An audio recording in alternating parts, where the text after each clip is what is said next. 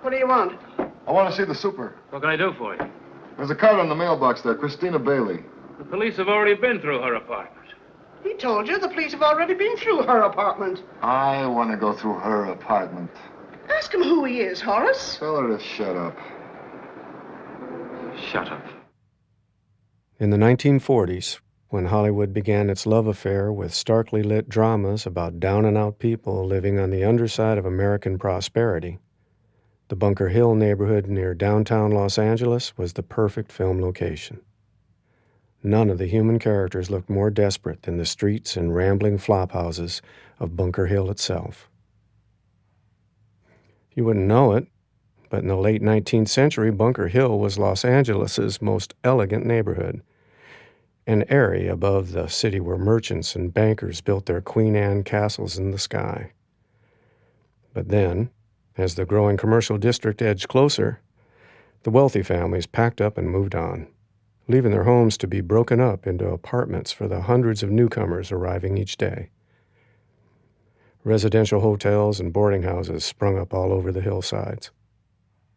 In his novel, Ask the Dust, John Fonte described them as being built in reverse, against the decline of the hill so that the main floor was on the level with the street, but the 10th floor was downstairs 10 levels.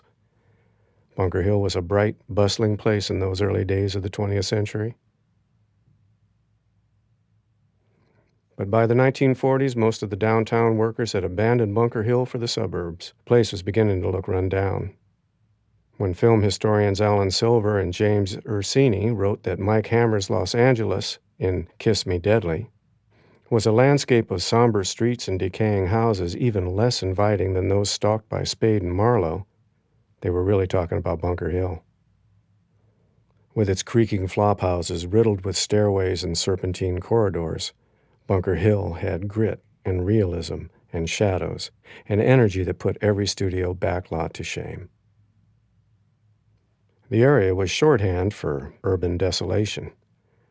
Raymond Chandler, a former resident of the Hill, might have been thinking of his old neighborhood when he coined the term mean streets. She told me her name was Christina. Christina what? Bailey. Christina Bailey. Her address, the last place she lived. 325 Bunker Hill. In fact, when director Robert Aldrich came to Bunker Hill to create Kiss Me Deadly's nocturnal universe of corruption and menace, he pointedly led Mike Hammer to 325 South Bunker Hill Avenue, a real address, where Christina Bailey lived in what locals called the Castle, a 22-room Queen Anne mansion built in 1882. And when Aldrich sent his hard-boiled detective to interview a witness at the Hillcrest Hotel at the top of 3rd Street, Hammer drove his sports car beneath Bunker Hill's most recognizable landmark, Angel's Flight, as the funicular trolleys crisscrossed above him. Then Aldrich walked him up the familiar 3rd Street steps adjacent to the railway, where dozens of film noir anti-heroes had gone before him. Clearly this was Bunker Hill, where film noir characters routinely came to hide out or die. I'll send somebody else. How much can a guy take? Aldrich even chose nearby locations as stand-ins because they looked like they should have been part of the Bunker Hill landscape. Lily Carver's secret hideout was shot nearly a dozen blocks away on North Spring Street in Chinatown. The Hotel Jalisco, with its labyrinth hallways and long staircase, looked like a hillside flophouse. Likewise, Ray Diker's Victorian hideaway stood on the edge of Chinatown at the northwest corner of Sunset Boulevard and Hill Place, well north of Bunker Hill, but its jigsaw filigree and menacing shadows provided a perfect stand-in for one of the neighborhood relics.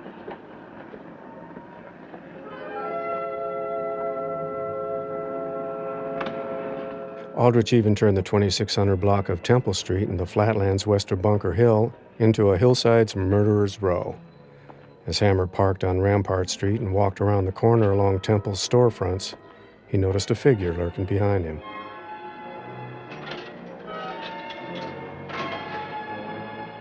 At an alleyway, which in real life is called Dryden Place, he disarmed his attacker and suddenly, thanks to an editor's jarring cut, tossed him down a set of steps above Flower Street, located 2 miles away at the western terminus of Bunker Hill's 3rd Street Tunnel.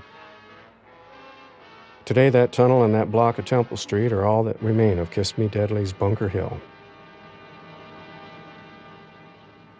Despite being typecast in dozens of Hollywood films as a dawning nightscape, the real Bunker Hill was a gentle neighborhood of immigrants, American Indians, elderly pensioners, and low-wage workers with no political power.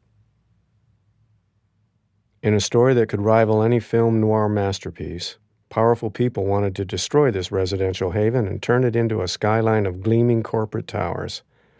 Their tool was the Los Angeles Community Redevelopment Agency, a department created in 1948 with the authority to condemn any inconvenient part of town, grab its land by eminent domain, and give it all to well-connected developers who specialized in tearing down old buildings and putting up expensive new ones. The CRA's most famous land grab was turning a quaint Latino neighborhood called Cheves Ravine into a millionaire's Dodger Stadium. But as soon as that was done, the CRA turned its attention to Bunker Hill, and Los Angeles, as well as Hollywood, lost one of its most storied and atmospheric neighborhoods.